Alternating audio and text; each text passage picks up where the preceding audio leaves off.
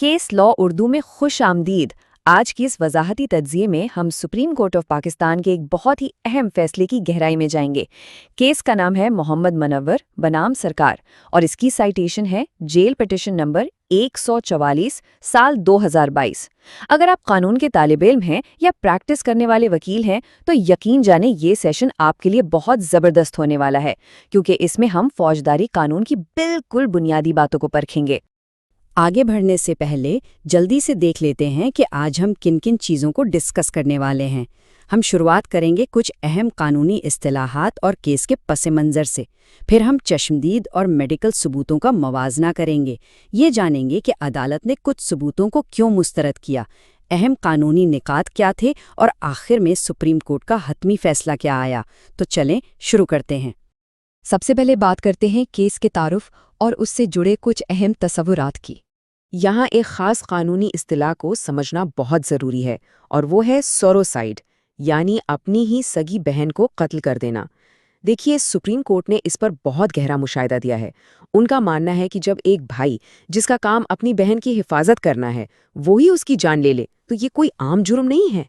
ये एक ऐसा अफसोसनाक अमल है जो हमारे मुआशरे में एतमाद और ख़ानदानी रिश्तों के तक़द्दुस को बिल्कुल तोड़ कर रख देता है। अच्छा, केस के बुनियादी हक़ाइक़ ज़रा जल्दी से नोट कर लें। ये वाक़या 10 मार्च 2013 को पेश आया।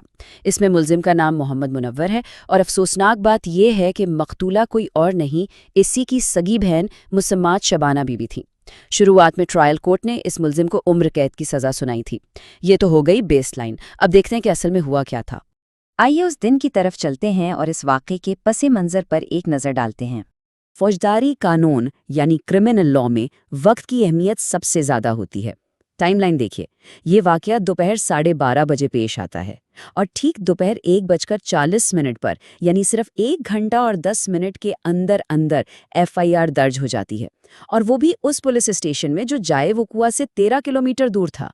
अब इसका मतलब क्या है? कानूनी तौर पर इतनी जल्दी FIR का कट जाना इस बात को लगभग नामुमकिन बना देता है कि कोई झूठी कहानी घड़ी गई हो या मुल्जिम को फंसाने की कोई साजिश की गई हो। ये प्रोसिक्यूशन का एक बहुत मजबूत पॉइंट था।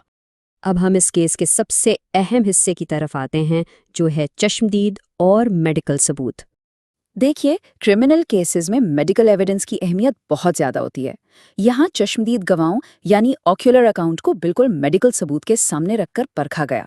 गवाहों ने साफ बताया कि मुल्जिम ने कारबीन से मकतूला के माथे के दाएं जानिब फायर किया। अब मेडिकल रिपोर्ट क्या कहती है? वो भी बिल्कुल यही तस्दीक करती है।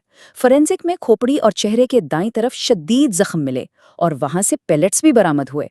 मतलब गवाहों की बात और डॉक्टरी सबूत एक दूसरे से 100% मैच कर गए। इसे हम कानूनी जुबान में नाकाबिले तरदीद तस्दीक या अनइम्पीचेबल कोरॉबोरेशन कहते हैं। कोई शक की गुंजाइश ही नहीं छोड़ी। लेकिन ठहरिए, केस इतना सीधा भी नहीं था। अब हम जरा ये देखते हैं कि अदालत ने कुछ सबूतों को आखिर क्यों मुस्तरद कर दिया।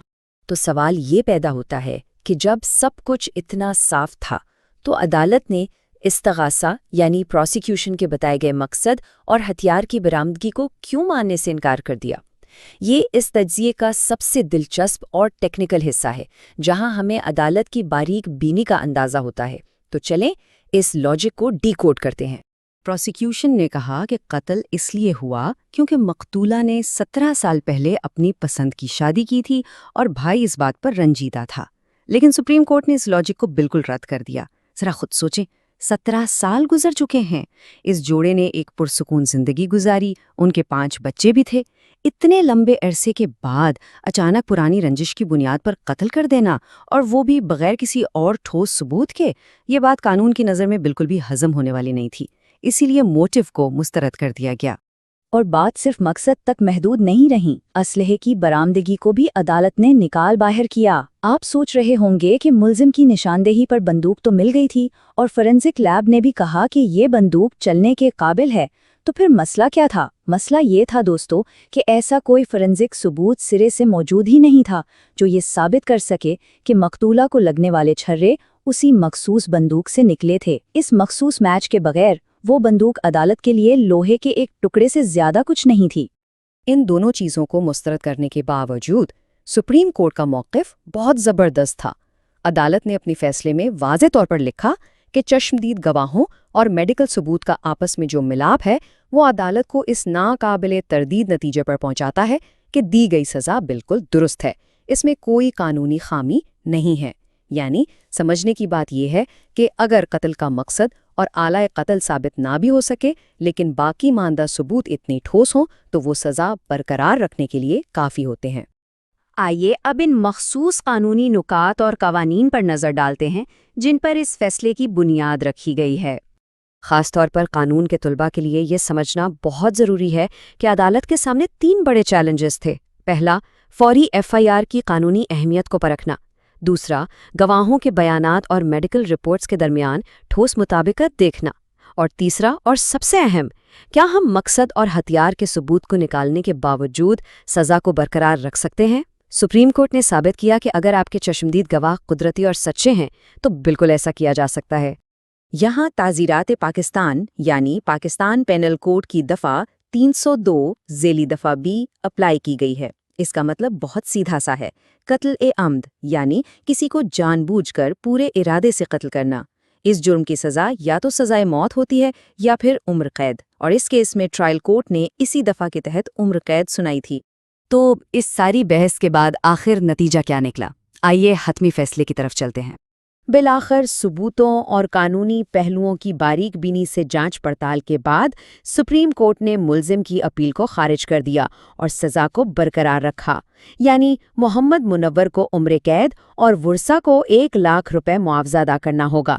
اب ذرا سوچئے، اگر اس کیس میں FIR درج ہونے میں چند گھنٹوں کی بھی تاخیر ہو جاتی تو کیا مقصد اور اسلحے کے ثبوت کے بغیر یہ کیس صرف چشمدید گواہوں پر کھڑا رہ پاتا؟